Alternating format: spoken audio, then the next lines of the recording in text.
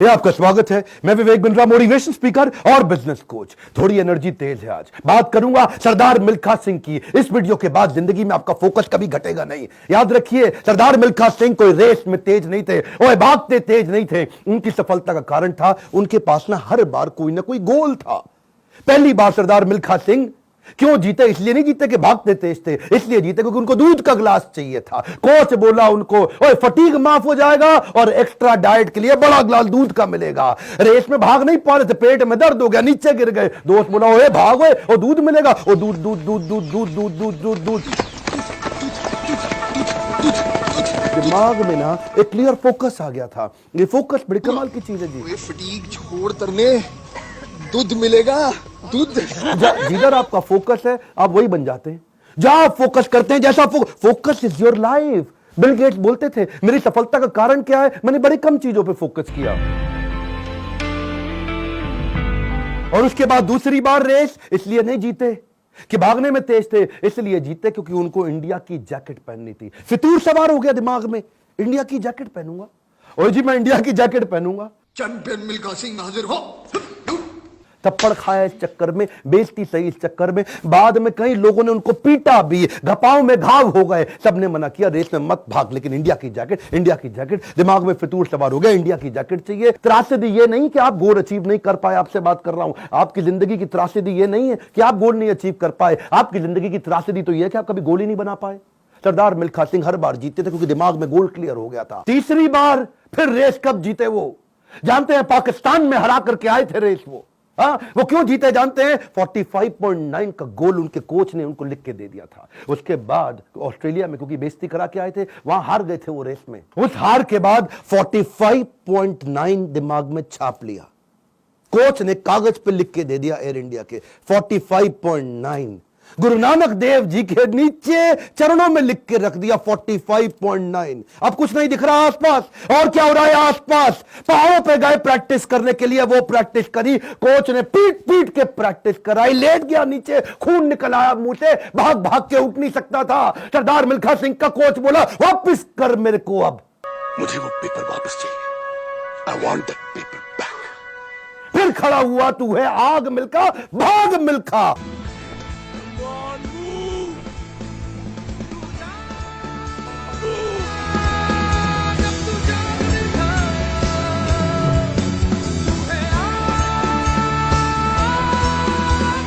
मेरा आपसे क्वेश्चन है, आपका 45.9 क्या है? इस वीडियो को ऐसे नहीं सुनना, लिखो, अभी लिखो। ये आपसे बोल रहा हूं, आपसे। फायदा नहीं, क्यों टाइम वेस्ट कर रहे हो अपना? अगर अपना 45.9 डिसाइड नहीं किया, मेरा अपना डिसाइड हो चुका है, मैं कर चुका हूं। आपसे पूछ रहा हूं, कैसे अरुणिमा सिन्हा माउंट एवरेस्ट पार कर गई? 8848 की हाइट उसको पार करनी थी। इसका 45.9 सेकंड क्लियर था। आपका गोल क्या है? हर बार वो रेस ऐसे ही जीता। पाकिस्तान में भी जब रेस हरा के आया ना, तो उसके मन में लक्ष्य था कि मेरे नाम पे एक दिन देश में छुट्टी होनी चाहिए। अपनी गर्लफ्रेंड को प्रॉमिस किया था उसने। तू देखना बीरो, एक दिन तेरे मिल्खा के नाम पे भी छुट्टी होगी। वो गोल क्लियर हो गया ना दिमाग में, है जी। पाकिस्तान में जाकर के हरा करके, और ऐसा हराया, फ्लाइंग सिख का नाम पड़ा उसका। अब मिल्खा सिंह का दूसरा लेसन पकड़ते हैं, आइडेंटिफिकेशन ऑफ डिस्ट्रैक्शन। ऑस्ट्रेलिया में प्री क्वालिफाइंग रेस में हार गया था। जानते हैं क्यों? क्योंकि ऑस्ट्रेलिया पहली बार गया था, गोरी गोरी मेमे देखी थी, डिस्ट्रैक्शन हो गया। उसको शाम को पार्टी में ले गए और वहां पे गाना गाने लगे, वुलमुल वुलमुल वॉन्डर, वुलमुल वुलमुल ओए।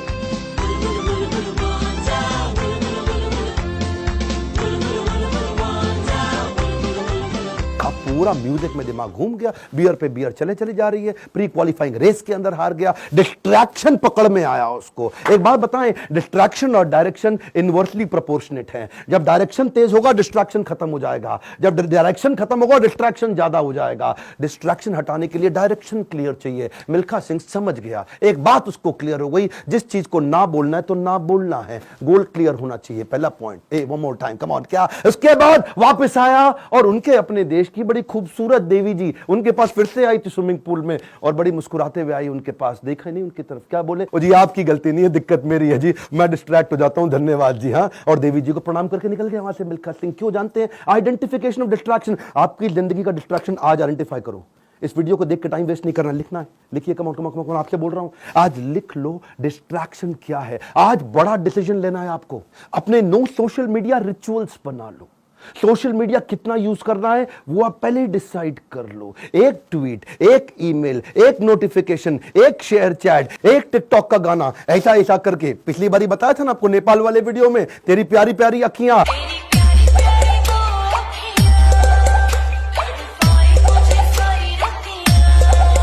उसी चक्कर में कई घंटों निकल गए, हाथ से पूरा टाइम छीन करके ले जाएगा आपका वो डिस्ट्रैक्शन। इस डिस्ट्रैक्शन को आइडेंटिफाई करो, अपने आप को डिसिप्लिन बिल्ड करने के लिए नियम बना लो, कुछ नियम बना लो। सोशल मीडिया दिन में केवल 15 मिनट, शाम को 8 बजे के बाद मोबाइल कभी छूंगा ही नहीं, सुबह 9 बजे से पहले केवल अपने ऊपर काम करूंगा, अपने आप को ट्रेन करूंगा, मोबाइल को टच भी नहीं करने वाला। आप मोबाइल को लेकर के डीएनडी लगा दो, डू नॉट डिस्टर्ब लगा दो, एयरप्लेन मोड का डिसिप्लिन ले आओ, एयरप्लेन मोड को प्रैक्टिस करो। दिन में कोशिश करो 24 में से 16 घंटे एयरप्लेन मोड।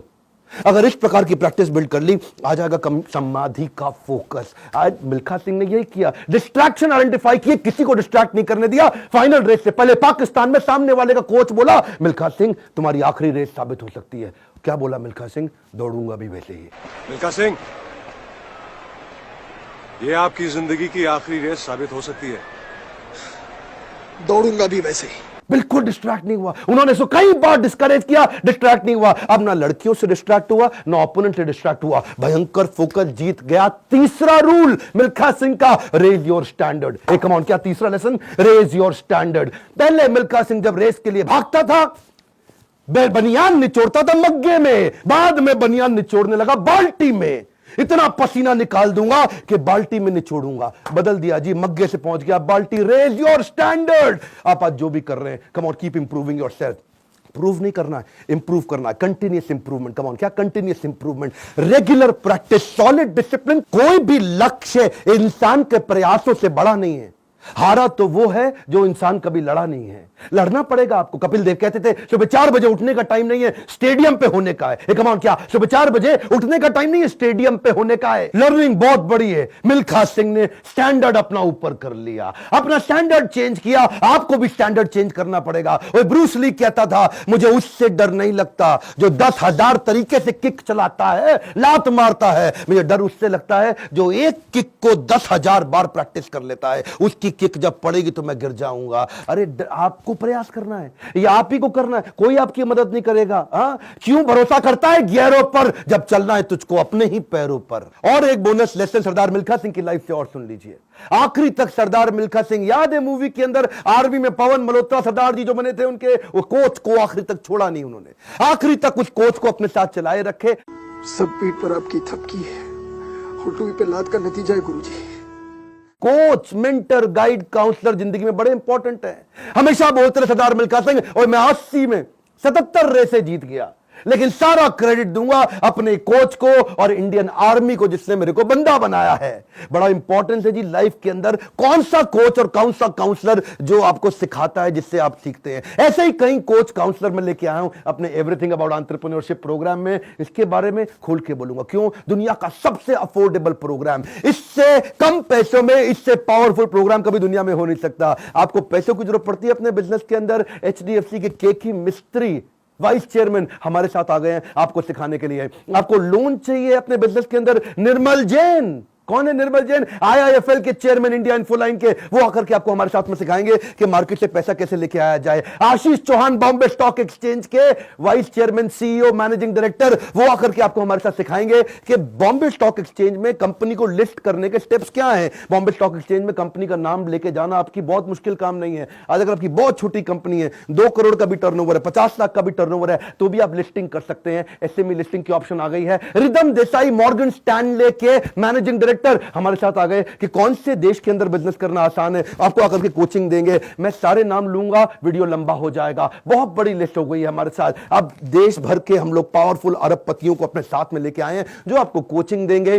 स्टूडेंट्स के लिए 750 रुपए महीना, एंटरप्रेन्योर्स के लिए 1500 रुपए महीना। एक रिक्वेस्ट और करूंगा, सरदार मिल्खा सिंह की ये लाइफ बहुत इंस्पिरेशनल है। मैं चाहता हूं सरदार मिल्खा सिंह जिसको लोग भुला चुके हैं, उनका वीडियो शेयर करिए पूरे देश के अंदर। कई मिल्खा सिंह खड़े हो जाएंगे। हमें बिजनेस में भी मिल्खा सिंह चाहिए। पहला रूल गोल चाहिए, दूसरा रूल डिस्ट्रैक्शन हटा दो, तीसरा रूल अपने स्टैंडर्ड बड़े कर दो, और चौथा रूल कोच बड़ा जरूरी है। हमारे साथ जुड़े रहने के लिए, वीडियोस को लाइक करने के लिए, चैनल को सब्सक्राइब करके बेल आइकॉन हिट करने के लिए, नीचे अपनी रिक्वायरमेंट देते रहने के लिए आप सबका प्रेम पूर्वक मुस्कुराहट के साथ बहुत बहुत धन्यवाद।